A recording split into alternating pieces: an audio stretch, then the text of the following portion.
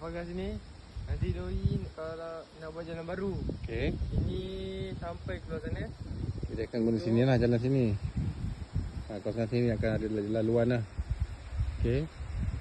Sampai ke atas tu. Bukan ke atas sangat lah, kat kawasan situ Okey. So daripada sana, lori akan masuk lalu sini. Okey, terus pergi ke pagar sana. Okey. Sebab apa kita buat macam ni? Sebab kita nak mengelakkan laluan yang sangat curam ni. Laluan kalau tengok kat sini, laluan sini sangat curam. Sangat curam.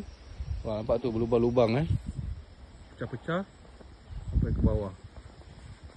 Okey, laluan ni kita akan tutup lah. Tutup. Kita akan buat laluan baru. Dia lalu sini. Ke sini. Okey, sampai ke situ. Okey. Dan sekarang kita boleh lihat ada orang sedang jogging. Ni orang dia.